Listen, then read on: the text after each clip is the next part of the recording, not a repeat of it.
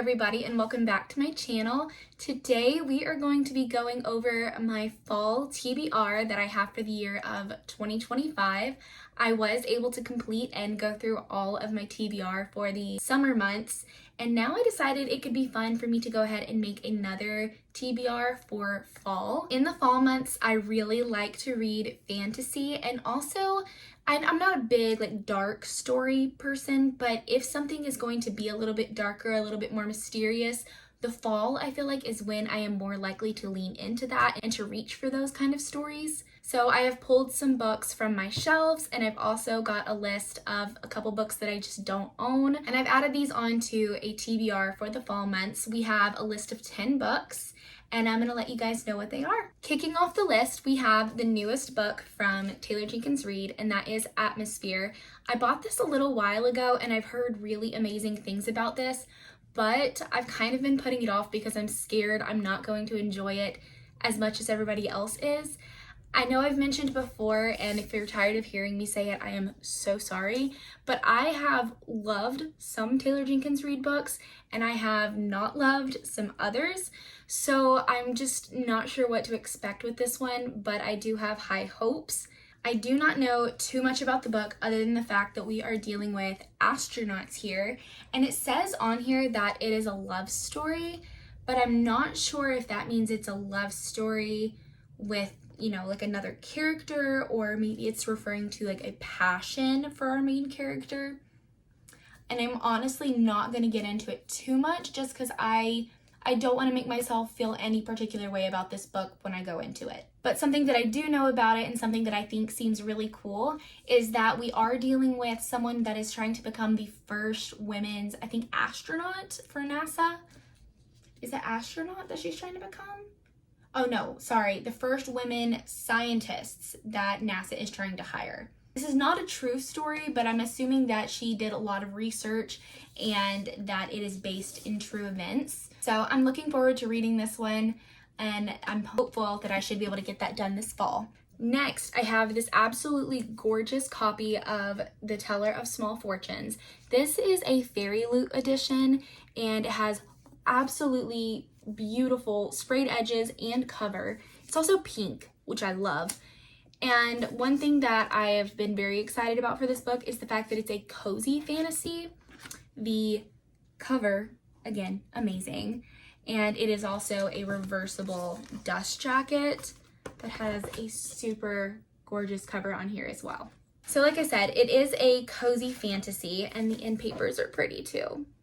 I've had this book since fall of last year and never reached for it, but I think this year is going to be the time that I do that. One of the little things that it says in this book is it's a cozy fantasy about trying to find yourself and finding a family instead. Again, planning to get to this one this fall, and it just seems so sweet and cozy. And the cat is apparently magical. That sounds fun. One of the books that I do not have that I would like to read this fall is As Good as Dead, which is the third book from the Good Girl's Guide to Murder series. I have read the first two books, and I have watched what is already out for the show.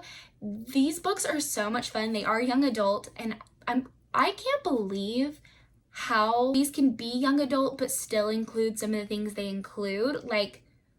It's crazy. In A Good Girl's Guide to Murder, the first book, our main character is trying to solve a missing persons case from several years ago to write her paper on for school. And then in the second book, she has a podcast where she kind of talks about true crime stuff. And so I don't really know what to expect in the third one, but I know that I need to continue the series, and the fall just seems like the perfect time to do that. Okay, and now this one is going to be a lot, and I'm excited for it. I'm not gonna lie, I've already got it queued up on my Kindle, so it might be happening soon. Might. I'm saying might because it's such a daunting read. I want to read Manacled, and I know that Alchemized is coming out super soon. If actually at the time I'm posting this video, it may already be out. I'm not sure when this is going up, but I want to read Manacled. I love Harry Potter. I love my Harry Potter books. I love the Harry Potter movies, And I think I just need to read this, especially because I've never been much of a fan fiction girl. So I think I need to get into this. And again, this is one that has some darker themes. If you're unfamiliar, you might want to look at those before going into this book. But this is like a dark fan fiction based on what could have happened if the ending of the Harry Potter books had gone differently and then kind of took a Handmaid's Tale type spin. I've tried to avoid as many spoilers as possible because I am so excited to read this, but I also know that it's huge and I'm not sure how long it's going to take me to read it. So when I have the time, I want to start Manacled and I want to read Manacled this fall. And I will probably be picking up Alchemized when it comes out as well because I can't buy the fan fiction, so I will buy the real book. If that didn't make any sense to you, the author of this fan fiction had posted it online forever ago, but since then it was actually taken down earlier this year. I think it was right in January that they took it down, January 2025. And that's because she is writing a book, changing the character names, changing a little bit of the plot, I'm sure, and making an actual book. So instead of Manacled, it will be Alchemized. And instead of this being like a Hermione fan fiction, we're going to have some different characters. But as a Harry Potter lover, I feel like I have to read that one. I feel like it's kind of a requirement, maybe, especially as someone who wouldn't have hated if Hermione and Draco somehow ended up together, but maybe that's just, me loving a morally gray character. And if we could have gotten some of that in the Harry Potter books somehow for Draco, I wouldn't have complained. Okay, so the 5th and 6th book that I want to read in the fall, I'm actually going to talk about both of them because they are part of a duology. We have 1 Dark Window and 2 Twisted Crowns. I do not know much about these books. I am someone who loves to go into a book and be kind of surprised by what's going to happen, but I will read a little bit off the back for your sake, but also for mine. Elspeth Spindle needs more than luck to stay safe in the eerie mist-locked kingdom of Blender. She needs a monster. She calls him the Nightmare, an ancient I know this word. I just have to pronounce it correctly. Mercurial spirit trapped in her head. He protects her, he keeps her secrets, but nothing comes for free, especially magic. When Elspeth meets a mysterious highwayman on the forest road, her life takes a dramatic turn. Thrust into a world of shadow and deception, she joins a dangerous quest to cure Blender of the dark magic infecting it, except the highwayman just so happens to be the king's own nephew, captain of the most dangerous men in Blender, and guilty of high treason. The maiden must unleash the monster within to save her kingdom in this dark, lush, gothic fantasy debut. So, a gothic fantasy. As far as I'm aware, I don't think I've read a gothic fantasy. As far as I'm aware, I don't think I have read a gothic fantasy, but again, this is a duology, and I've mentioned before that I love when fantasy stories can be wrapped up in 2 books, so I would love to get to both of these this fall. Another book that is a little bit darker from what I understand is How Does It Feel? This is by Janine O'Reilly, and this is a book that I kept seeing crazy reviews about, and I did not have any idea what was going on in this book until I read the little synopsis for it just a couple days ago. So we have a biologist and she is trying to find a mushroom, and she ends up falling into a fairy portal and landing into the hands of the prince of the Unseelie Fae. And he decides that he's going to keep her captive because he thinks she's an assassin from the humans sent to kill him. And then he starts to become kind of obsessed with her. Also, from what I understand, the ending of this is going to be crazy. So I would love a book that could make me feel, I don't know, the way that really good fantasy books do. So I have the first book. I also own the second book. And I think there's a third book that's already out too. Is there just 3? I don't know. Is there 4? I need to look this up. But what really excites me about this book is while he's keeping her captive, he challenges her to some trials. And I've mentioned before that if there are trials in a book, I am so interested. I am in. So, How Does It Feel?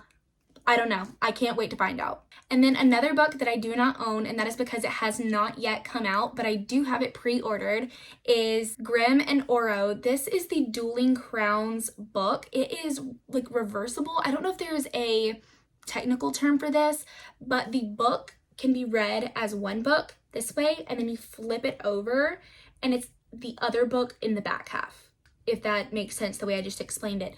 I don't know if this is going to be their point of views on what we've already gotten in the Lightlark series, or if this is going to be maybe separate stories from the two of them regarding maybe their history, or I don't know, but I'm still excited. I'm so excited for this because I have loved the Lightlark series, and we are getting another Lightlark book soon as well. So when that comes out, you can bet I will also be reading that. Next, we have another book that is actually the first in the series.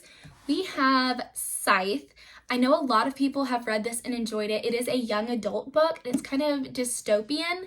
So in this world, it's kind of a utopia where people do not die, people do not get sick, but because of that, you know, to avoid overpopulation, there are people who are called scythes who have to choose who will die and then execute that. So we have our main character who, I don't know if she wants to become a scythe or if it's that she gets chosen to be a scythe. I'm not sure what the process is, but either way, I love a dystopian book, and this one sounds really fun. Again, it is part of a series. I think it's 3 books, but I would not be mad to jump into this and love it so much that I need to buy the rest. And then the last book, the 10th book that I would love to read that is on my fall TBR this year is Vow of Thieves.